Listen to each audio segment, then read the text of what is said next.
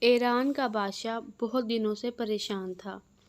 یوں تو ہر طرف خوشحالی کا دور تھا، مگر بادشاہ کی پریشانی کی وجہ اس کی اکلوتی بیٹی شہزادی ثنا تھی۔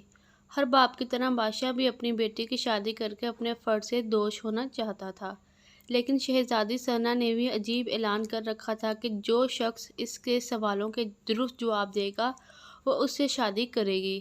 آس پاس کے ریاستوں کے کئی شہزادے آئے مگر ناکام لوٹ گئے۔ اس ملک میں نوجوان طالب علم بھی رہتا تھا۔ اس کا نام عاظم تھا۔ اس نے اپنے والد سے کہا کہ وہ بھی اپنی قسمت آزمانا چاہتا ہے۔ عاظم کے والد استاد تھے اور کئی برسوں سے لوگوں میں علم کی روشنی بانٹ رہے تھے۔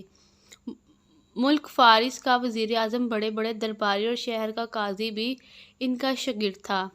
باپ نے بیٹے کی خواہش دیکھی تو بولے، بیٹا اگر تم ناکام لوٹا تو تیرا کچھ نہیں جائے گا، لوگ کیا کہیں گے کہ ایک استاد کا بیٹا ناکام ہو گیا۔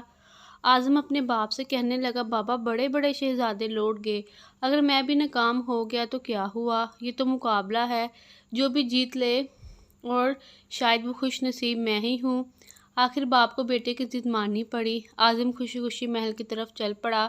شہر بھر میں یہ خبر جنگل کی آگ کی طرح پھیل گئی کہ ایک عالم کا بیٹا قسمت آزمانے محل میں چلا آیا ہے۔ مقررہ وقت پر محل کے لوگوں سے کچا کچ بھرا ہوا تھا۔ بادشاہ تخت پر بیٹھا تھا، ملکہ عالیہ بھی محل میں موجود تھی، وزیر، امیر، درباری اور عوام الناس سب دربار میں موجود تھے۔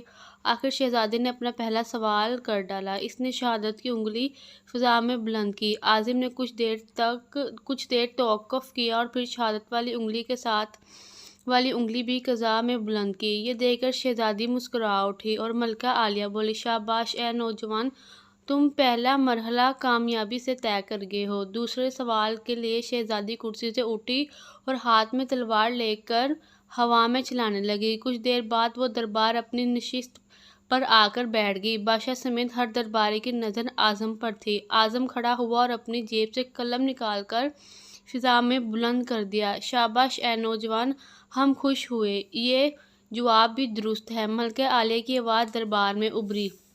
اسی کے ساتھ دربار مبارک ہو کی آواز سے گونج اٹھا۔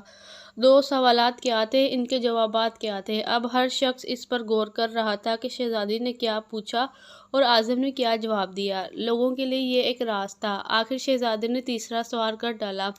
وہ تیزی سے سیڑھیاں اتری اور تیزی سے سیڑھیاں چڑھ کر دوبارہ اپنی نشست پر بیٹھ گئی۔ یہ بڑا عجیب و غریب سوال تھا۔ ہر طرف خاموشی تھی، لوگوں کی سانسیں رکی ہوئی تھیں۔ اب تو عاظم کے ہاتھ پاؤں ٹھنڈے ہوتے ہوئے جا رہے تھے۔ آخر عاظم کھڑا ہوا اور اپنے دل پر ہاتھ رکھ کر شہزادی کی طرف دیکھنے لگا۔ مرحبا مرحبا اے نوجوان، مبارک ہو، شہزادے نے تمہیں پسند کر لیا ہے۔ ملکہ عالیہ کی آواز کے ساتھ ہی شہزادی ثنا شرما کر محل کے اندرونی حصے میں چلی گئی اور محل مبارکباد کی آواز سے گونج اٹھا۔ لوگ خوشی سے جھوم رہے تھے۔ وہ دل ہی دل میں اللہ کا شکر ادا کر رہا تھا جس نے اسے یہ اعزاز بخشا تھا۔ بادشاہ نے عاظم سے پوچھا، اے نوجوان، ملکہ عالیہ کو تو تم نے مطمئن کر دیا ہے، اب یہ بتاؤ کہ تم سے کیا پوچھا گیا تھا اور تم نے کیا جواب دیا؟ اگر تم نے ایک بھی غلط جواب دیا تو تمہاری گردن مار دی جائے گی۔ عاظم پر اعتماد انداز سے کھڑا ہوا اور بولا، بادشاہ سلامت۔